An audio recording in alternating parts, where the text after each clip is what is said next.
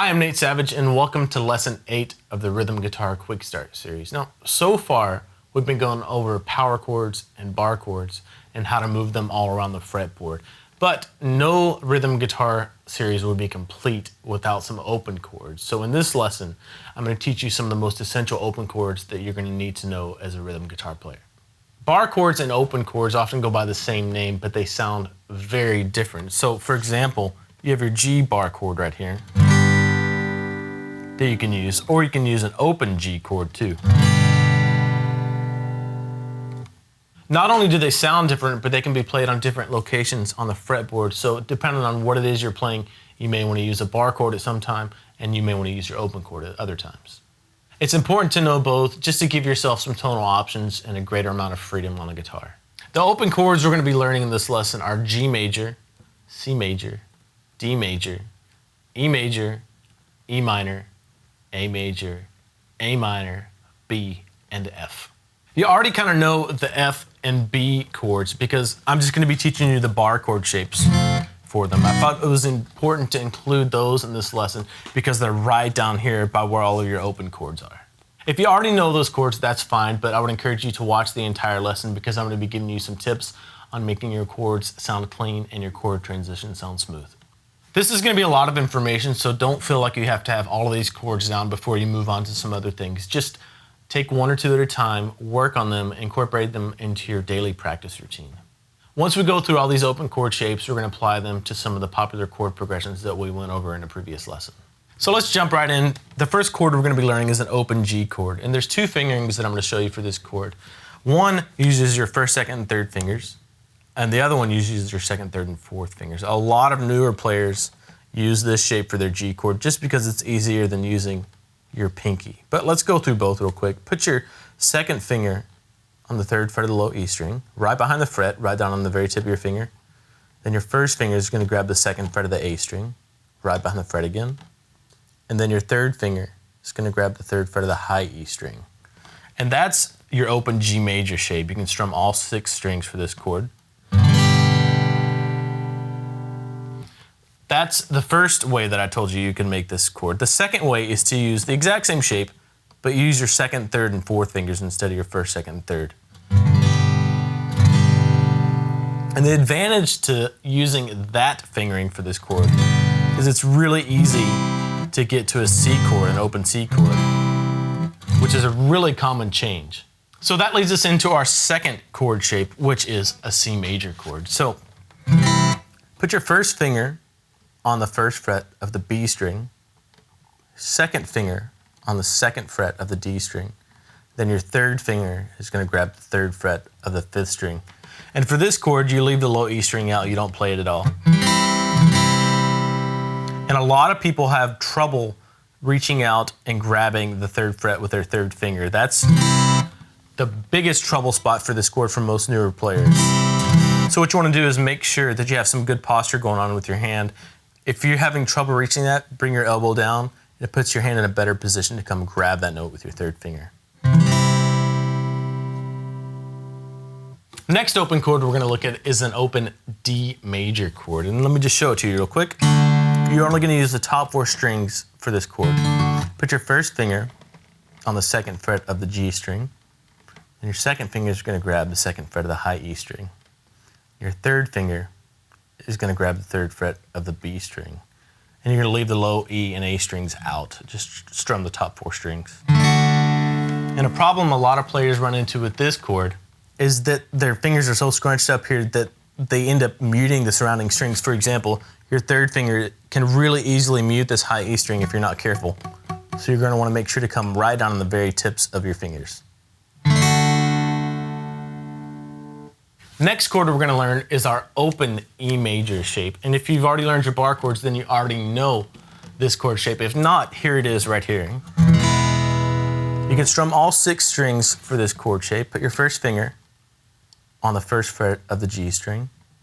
Your third finger is going to grab the 2nd fret of the D string. And your middle finger is going to grab the 2nd fret of the A string. Strum all 6 strings. And again, your fingers will probably feel pretty scrunched up. Make sure you're not muting any of the surrounding strings and coming down right on the tips of your fingers. And one tip that I want to give you here as far as switching between chords smoothly is to make sure that you have whatever chord shape you're working on down really well, where you can go right to it before you start trying to switch between that chord and another chord. The next chord we're going to look at is an open E minor chord.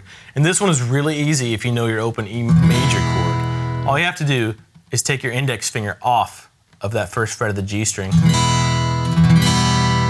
and that gives you an open E minor chord. So one thing that I recommend doing is just switching between an open E major and an open E minor.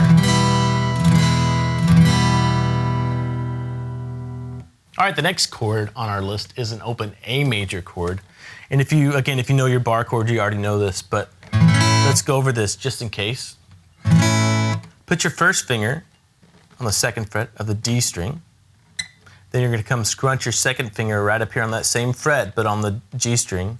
And then you're going to get even tighter in here with your third finger on the second fret of the B string. You have to really scrunch your fingers up to get in there. And leave the low E string out for this chord. The next tip I want to give you for transitioning between chords and making that smooth is to anticipate the next chord and try to visualize and feel that chord before you actually need to move to it. So if I'm switching between an E major and an A major, and I know in about 2 bars that A major is coming up, I want to be thinking about it, what that chord feels like and what that chord looks like, so don't get surprised by it. If you get surprised by it, you might not hit it clearly. If you're thinking about it a little bit in advance, you can visualize it, feel it, and go right to it. All right, on to an A minor, an open A minor chord. So again, if you know your bar chords, you know that an A minor looks just like that. We're basically taking this note with our third finger and moving it back 1 fret, but we have to change our fingering to do that a little bit. So come back here with your index finger on the first fret of the B string. Third finger is going to grab the second fret of the G string, and your middle finger is going to grab the second fret of the D string. And you're going to leave the low E string out. And that's your open A minor chord. And one thing that helped me to remember this chord is that it feels just like an E major chord shape, but it's moved over 1 string set.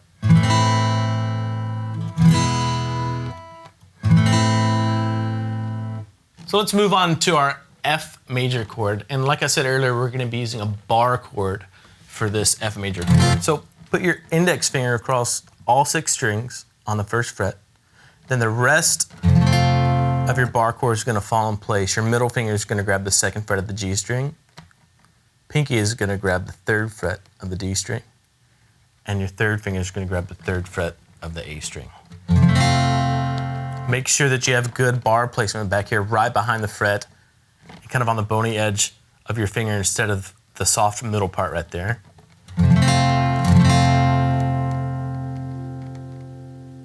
And if you wanted to make this F major into an F minor, all you have to do is take your middle finger off and you'll have an F minor. All right, the last chord we're gonna go over is a B major bar chord.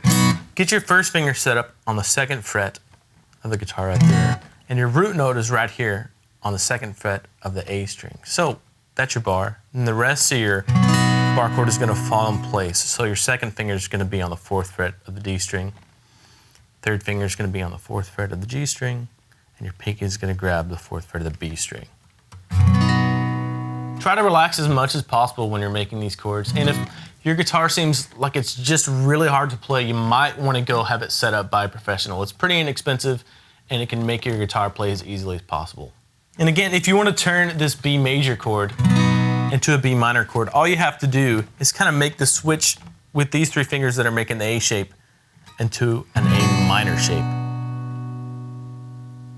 So take some time and get these shapes down. It doesn't have to be overnight or even over a couple of weeks. Don't try to tackle too many at once. And don't try switching between these chord shapes before you have the individual shapes down. That can be really frustrating. Once you have these chords down, you can start applying them to some of the more common chord progressions that we went over in the last lesson. So for example, instead of playing a 1-4-5 with bar chords,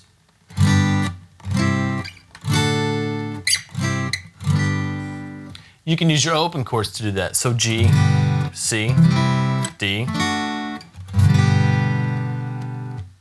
So that's the 1-4-5 progression using open chords. We can also do the 1-5-6-4 chord progression that we went over using open chords too. So in the key of G, with bar chords, it would be G, D, E minor, C.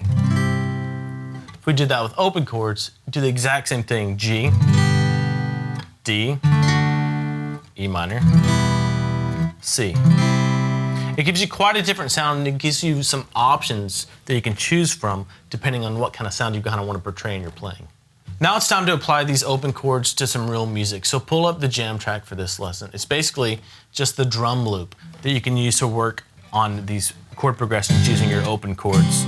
The 1-4-5, the 1-5-6-4. Or, believe it or not, now you know most of the chords for the key of G major, all except for one. If you know G, A minor, B minor, C, D, E minor, and the 7 chord, the last chord in the key of G major, is a bit of an oddball, so don't worry about that one. Just focus on those 6 chords and try mixing them up. Come up with your own chord progressions too.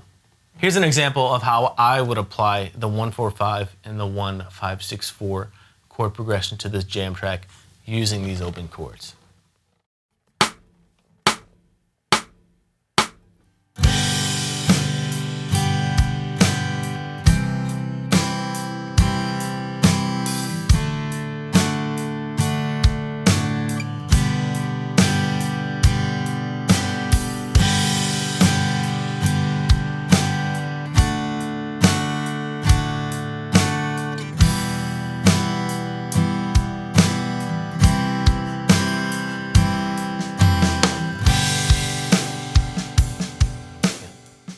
Thanks for watching this lesson. I hope you got a lot out of it. In the next lesson, we're going to go over some fundamental strumming patterns that are going to serve as the building blocks for a lot of the strumming patterns you're going to learn in the future. If you have any questions, you can email me, Nate@guitarsystem.com, or just leave a comment here on the page and I'll get back to you there. See ya.